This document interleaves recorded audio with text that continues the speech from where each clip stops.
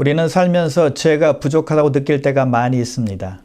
시간이 지난 후에 그렇게 말하지 말고 이렇게 말할 걸, 그렇게 행동하지 말고 이렇게 행동할 걸 이라고 후회할 때가 종종 있죠. 그래서 상황에 따라 적절하게 말하고 행동하면 좋겠다라는 소원을 갖게 되는 것입니다.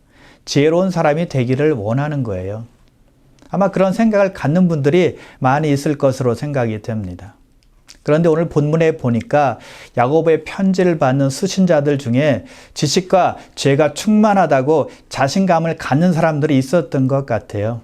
특히 그 중에 남을 가르치고 인도하는 선생들 중에 그런 사람이 있었던 것 같습니다.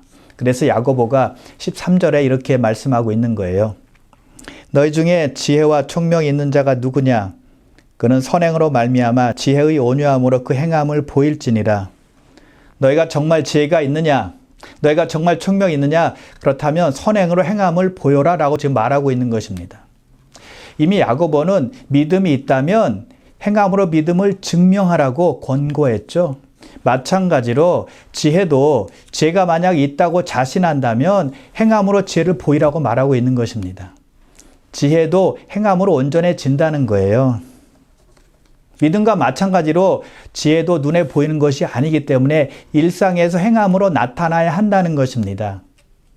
지혜는 머릿속에 들어있는 지식이 아니에요. 지혜는 형이상학적인 개념도 아니고 현실과 동떨어진 것도 아니고 일상에서 나타나는 행위라는 것입니다. 선한 행실이라는 거예요. 삶 속에서 나타난 선한 행실이 있을 때 참다운 지혜라고 말할 수 있다는 것입니다. 그래서 지혜와 총명이 있다고 말하면서 선한 행위가 없다면 진짜 지혜는 아니라는 것이죠. 그래서 온전한 지혜는 일상생활 속에서 선한 행실이 나타나고 있는지를 보고 판단할 수 있다는 거예요. 그러므로 예수 믿는 사람들은 교회에서뿐만이 아니라 삶 속에서의 생활이 아주 중요하다는 것을 알 수가 있는 거죠. 가정이든 일터이든 우리가 있는 그 자리에서 선하고 착하게 사는 것, 선한 행실이 나타나는 것, 그것이 참다운 지혜이기 때문에 그렇습니다. 자, 그런 의미에서 볼 때 신앙생활이 참 어렵다고 생각해요. 교회에서만 잘하면 되고 또 예배당에서 예배 한번 잘 드리면 끝이다 라고 한다면 신앙생활이 그리 어렵지 않아요. 그때만 집중하면 되거든요. 그때만 열심히 봉사하면 되거든요. 그때만 성도들 사랑하면 되는 것이거든요. 그리고 나와서는 내 마음대로 사면 되는 거잖아요. 그것이 그리스도인의 삶의 전부라면 신앙생활은 그리 어렵지 않다는 것입니다. 물론 그렇게 잘 못하는 분들도 많이 있긴 해요.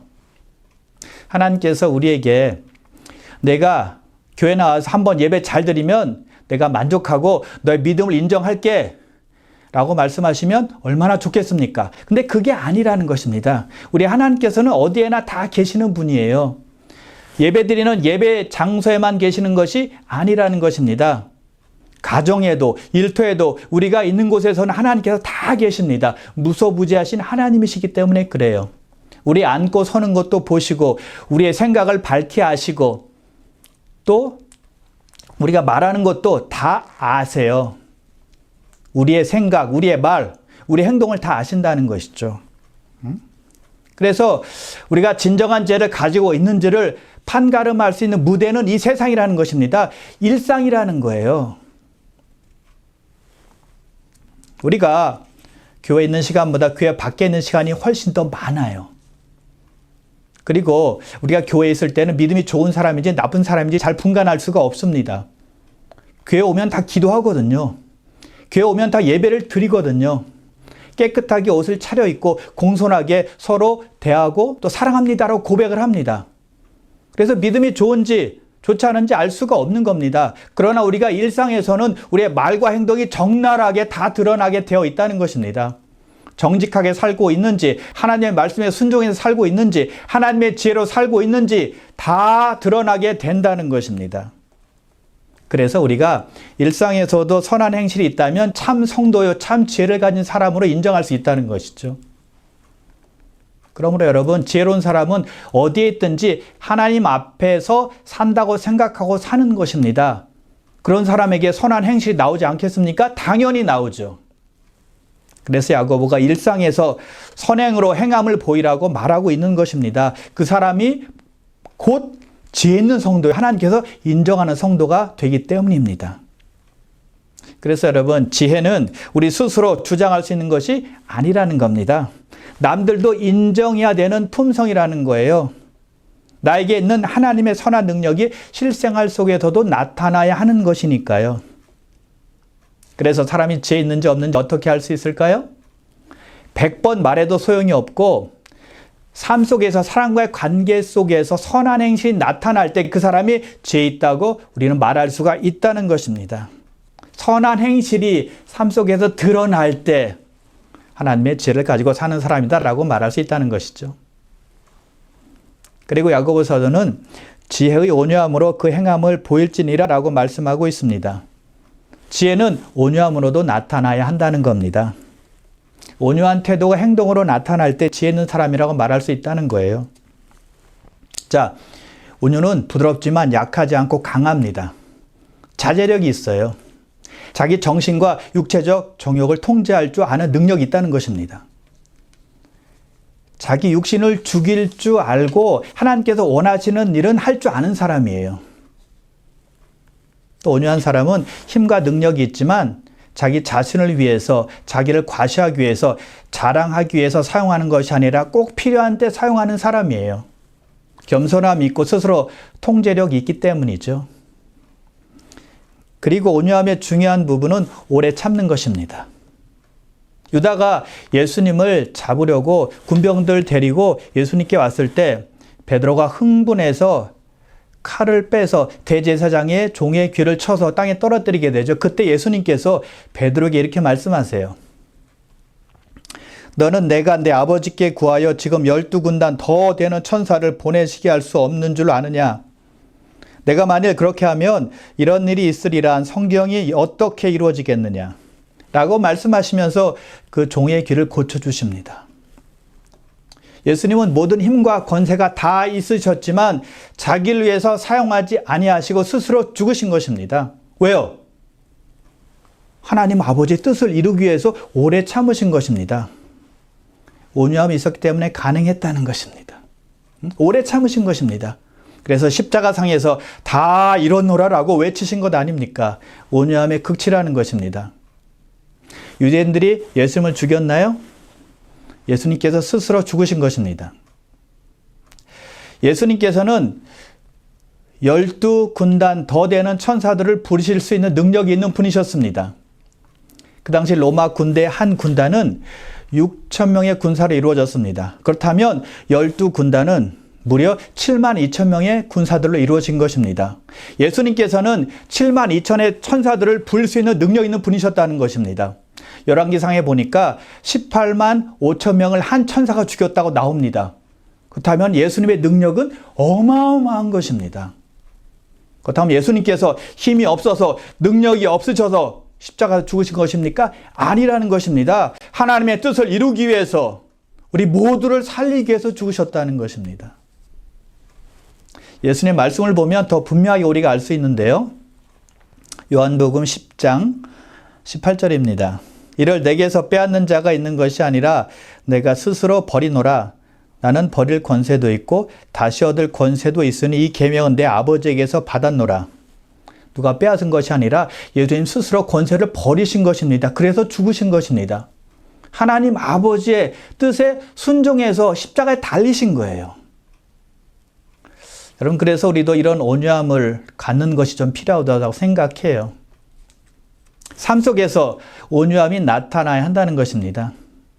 주님의 뜻대로 살기 위해서 이런 온유함이 필요하다는 것입니다. 오래 참는 모습이 필요하다는 것이죠. 그동안 우리는 우리 자신을 위해서 오래 참아왔어요. 이제는 주님을 위해서 참는 모습이 좀 필요하지 않을까요? 그러므로 사랑하는 귀한 성도 여러분, 주님을 위해서 오래 참는 저 여러분 되시기를 바랍니다. 그래서 야고보는 지혜가 있다면 온유함으로 그 행함을 보이라고 말하는 것입니다. 그래서 지혜는 착한 행실과 온유함이 동반되어야 한다는 것이죠. 아무리 똑똑하고 또 지혜가 풍부하고 센스가 있고 말을 청산 유수같이 할지라도 선한 행실과 온유함이 없다면 성경에서 말하는 지혜와는 거리가 멀다는 것이죠.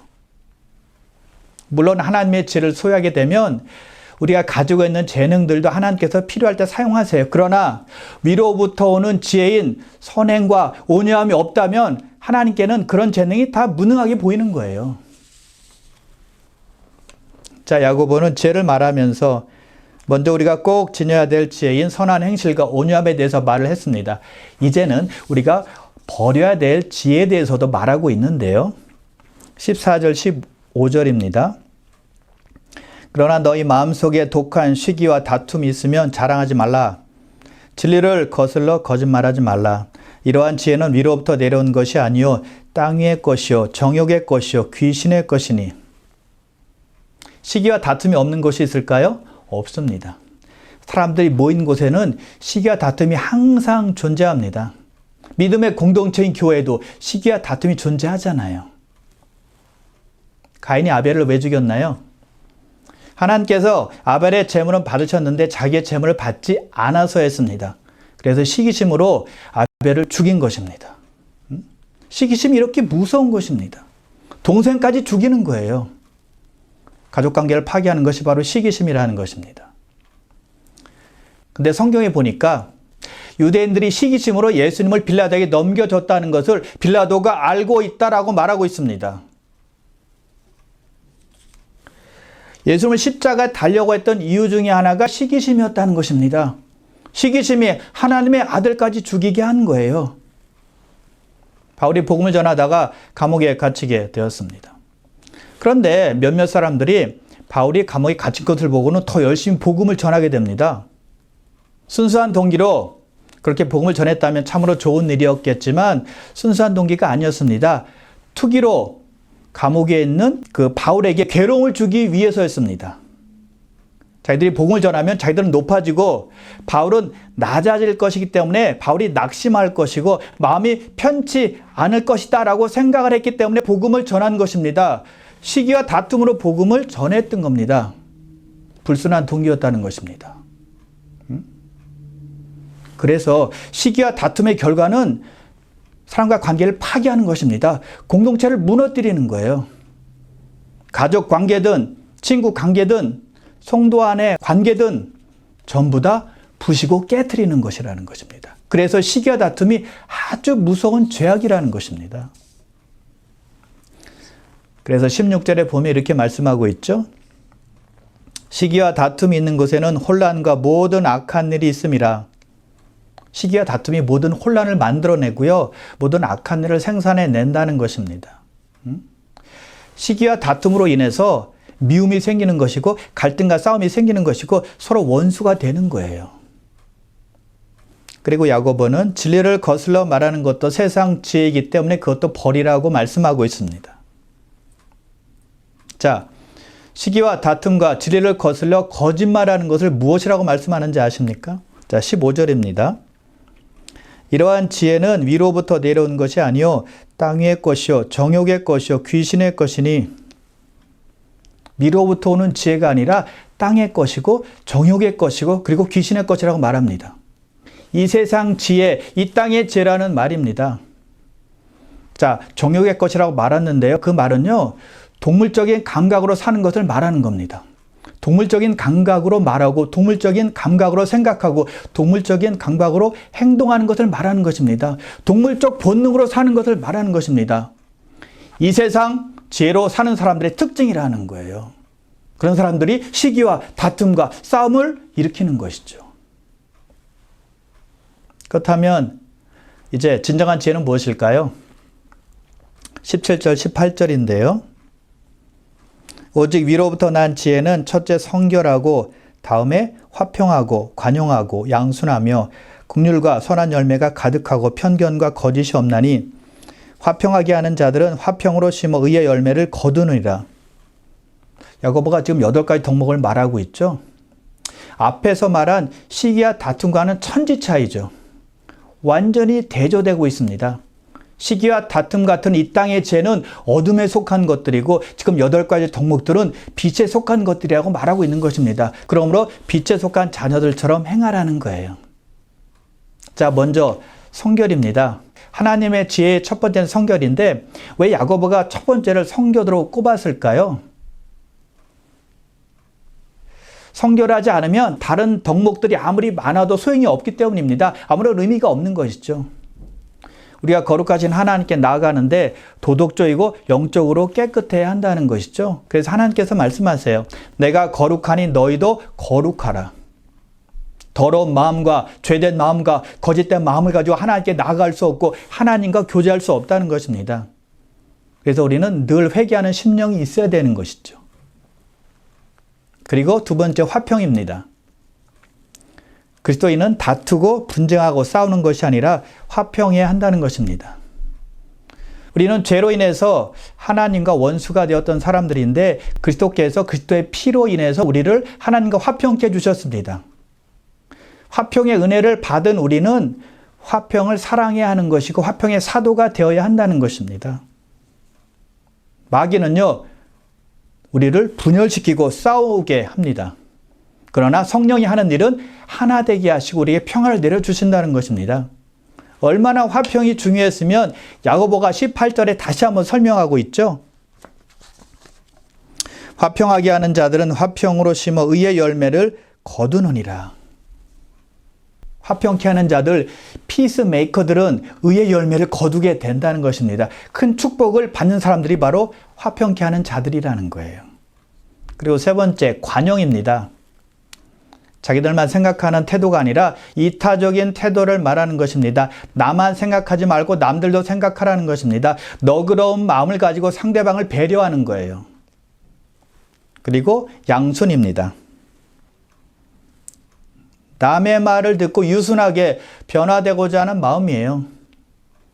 훌륭한 군인은 위의 상사로부터 명령을 받게 되면 기꺼이 따르게 되죠. 마찬가지로 하늘의 지혜를 가진 성도들은 하나님의 말씀을 들을 때 기꺼이 따르고 순종하는 사람이라는 것입니다. 또한 더 나아가서 다른 사람의 말에 귀를 기울일 줄 아는 사람, 마음이 넓은 사람이라는 것이죠. 다른 사람이 말할 때 마음이 활짝 열려있는 사람이에요. 그리고 긍휼과 선한 열매입니다. 우리 예수 믿는 사람들의 마음속에는 하나님의 은혜로운 용서로 가득 차 있어야 됩니다.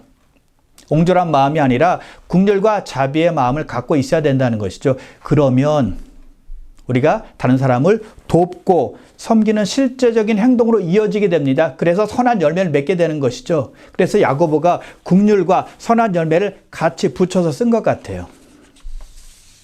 그리고 하나님의 지혜는 편견이 없는 것입니다. 다른 사람의 외적인 모습을 보고 판단하지 않는 겁니다. 차별하지 않는 것입니다. 똑같이 대하는 것입니다. 사람을 구분해서 보지 않는 겁니다. 그리고 마지막으로 거짓이 없어야 됩니다. 거짓이 없어야 된다는 말은 위선적이지 말아야 한다는 뜻입니다. 겉과 속이 같아야 돼요. 진실해야 한다는 것입니다. 믿음의 공동체 안에 속해 있든 아니면 세상 한가운데 있든 우리는 똑같아야 된다는 것입니다. 우리는 투명함이 좀 있어야 되겠죠. 자, 야고보는 이 세상 지혜와 또 하늘로부터 내려오는 지혜를 대조해서 말을 했는데요. 그렇게 말한 의도가 분명히 있다고 생각합니다. 이 세상 지혜대로 살면 세상적인 열매를 맺는 것이고 하나님의 지혜를 가지고 살게 되면 영적인 열매, 성령의 열매를 맺게 된다는 것입니다. 그러니 선택하라는 것입니다. 하나님의 지혜를 가지고 살라고 선택하라는 거예요. 그러면 열매를 맺게 되는 것이니까요. 교회가 해야 되는 일 중에 가장 중요한 일은 사람의 지혜로 운영되는 것이 아니라 하나님의 지혜로 교회가 운영되게 해야 된다는 것입니다. 교회가 싸우고 갈라지고 분열되는 이유는 다른 이유가 아니라 사람의 지혜로 운영되기 때문일 것입니다.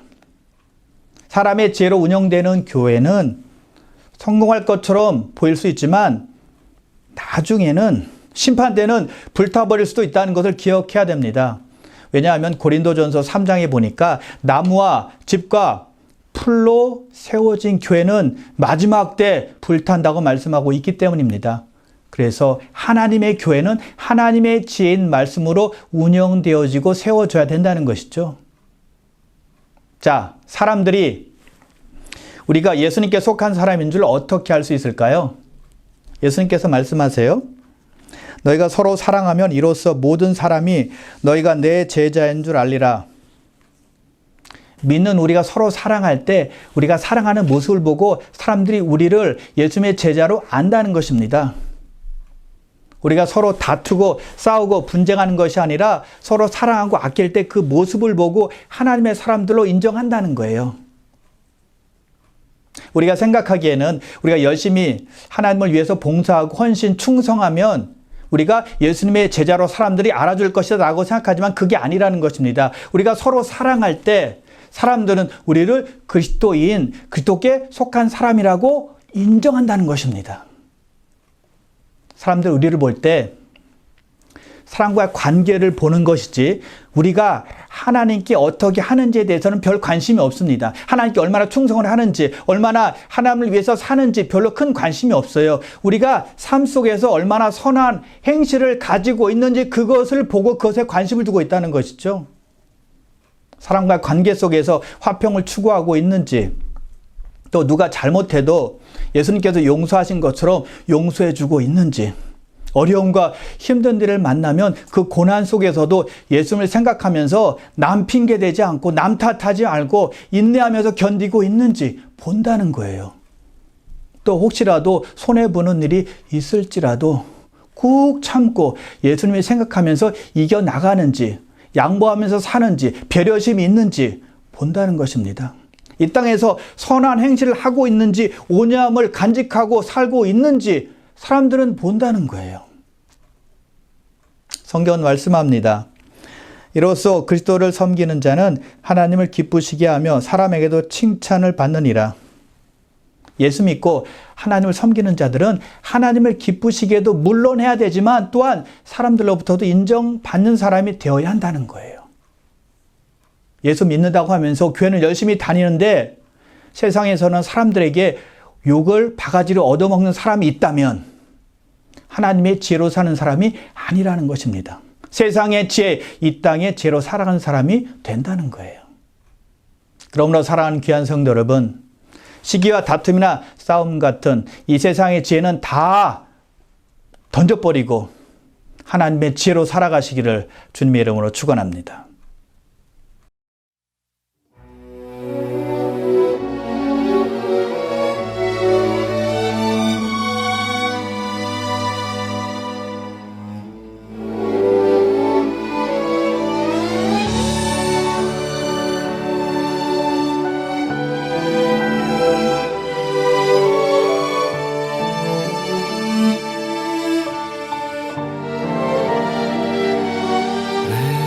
진짜 그리스도인인가?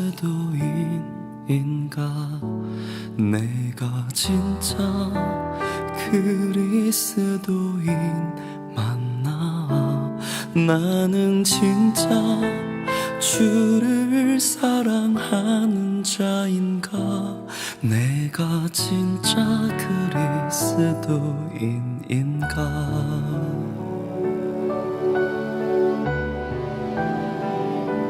내가 진짜 그리스도인인가?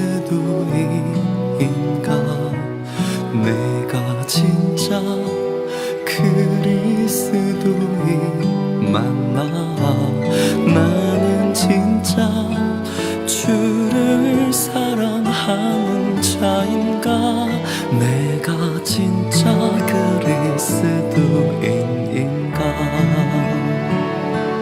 죄와 벗삼아 살면서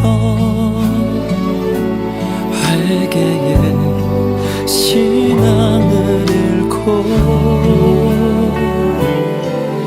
내 중심적인 삶을 살아 하나님과 멀어진 내가 어찌 진짜 그리스도인이라 하겠나? 나는 진짜 그리스도인인가? 주님의 은혜 모르고 내 욕심대로 살았네. 주님 나를 용서하소서.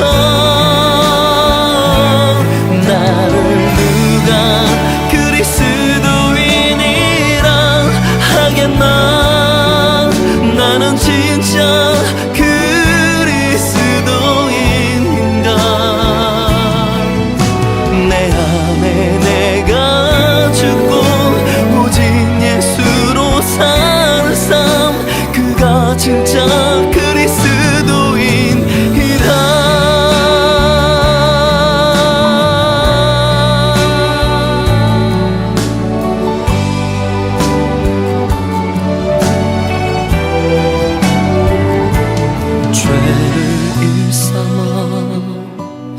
살면서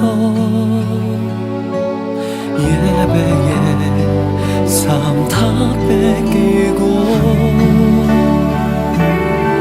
세상에 걸려 넘어진 채로 하나님을 속이던 내가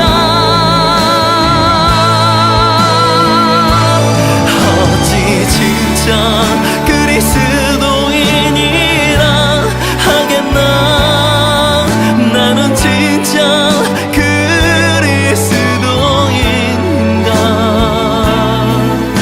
주님의 은혜 모르고 내 욕심대로 살았네 주님 나를 용서하소서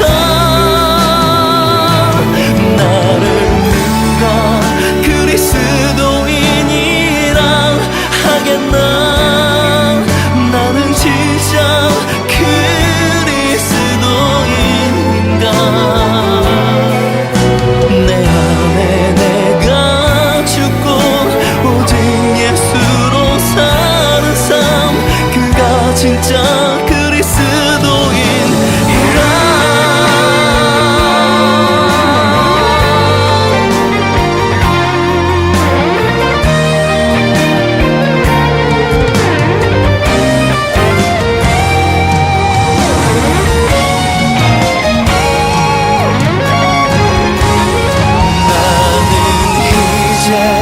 주님이 가신 길 따르리 그리스도의 흔적을 남기리 나의 십자가 지고 좁은 길 가는 사명자 예수의 제자로 나 살리라 죄를 떠나 죄악된 삶을 떠나 주 그대로 그리스도 그 삶을 닮으리 나를 위한 그 십자가 날 위해 흘리신 보혈 그 사랑의 흔적을 새기리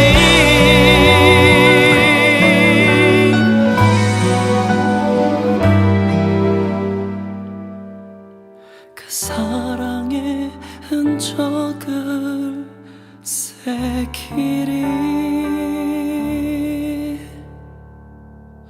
그댄 진짜 그리스도인인가